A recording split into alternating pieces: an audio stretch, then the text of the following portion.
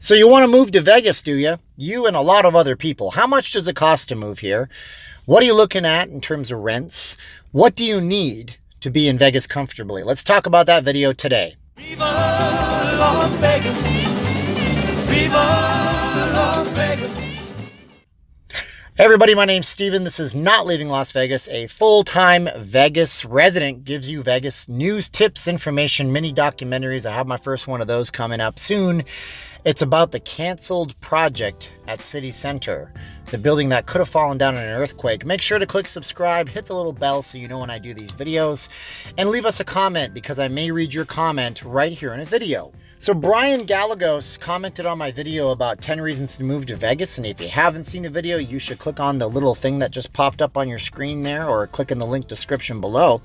He asked, how much does it cost? He says he wants to move here, but he has animals, not sure about the costs. So how much should it cost you to move to Vegas? Well, so like anything else, this is really subjective, okay?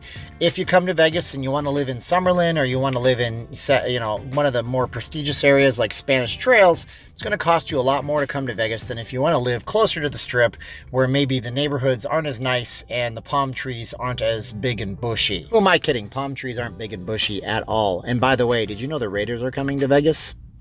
The Raiders are coming. I hope you're prepared for that. All right, so the Raiders are coming, and the reason I mention that is it seems like there's a bit of a run on Vegas right now, so it is driving the prices up.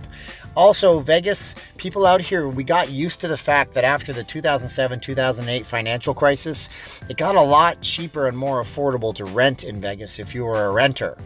Now, flash forward to this day and age, you're paying a lot more for everywhere in town, like $1.50, $2 a square foot in some cases, depending on where you want to live. So, if you're coming to Vegas, you have to consider a few factors. First of all, this is a very transient city.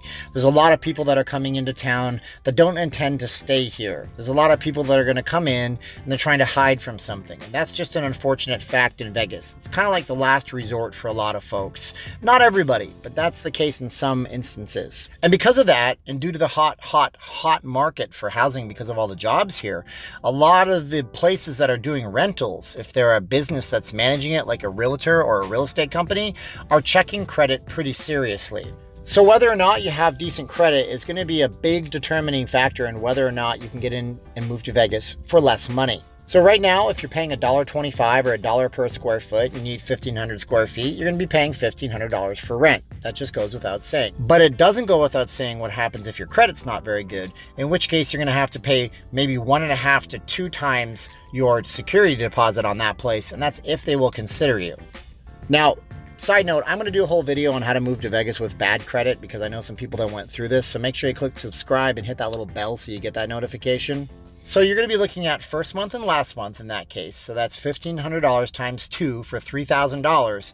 And then you're looking at security deposit. And if your security deposit's $1,500, it's now $4,500. But if you need 1.5 times, you're looking at well over $2,000 to get a place to live that's a full house, not a furnished house, but a full house in Vegas. A side note, though, is that if you don't have pets, because if you have pets, you'll have to pay a pet deposit unless you want to sneak the pets in the darkness of night and try to lie about it. But if you don't have pets, there are options in Vegas. There are luxury type suites. There are fully furnished houses and condominiums that you can move into.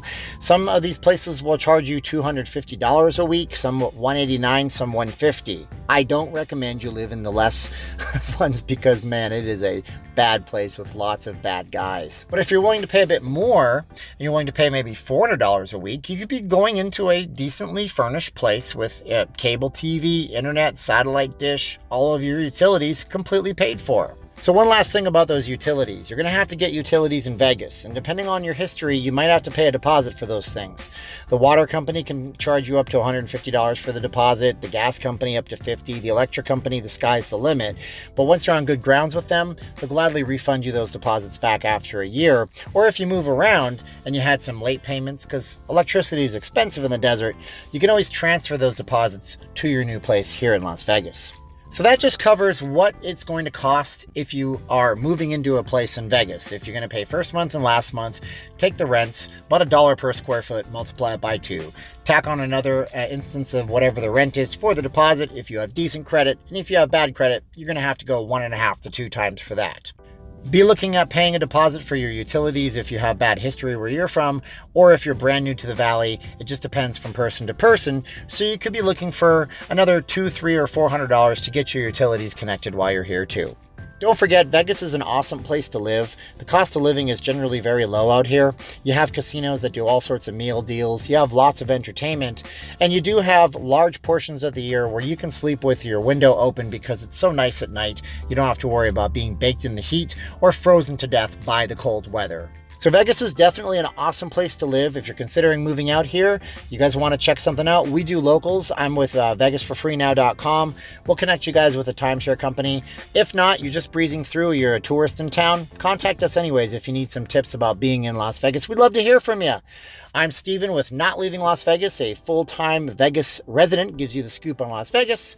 Hit the little subscribe button, ding that little bell, leave us a comment if you have a video question or idea, just like Brian Gallegos did. I might read it here on the channel and make a video just for you and everybody else who wants to know. Thanks for watching. Bye-bye.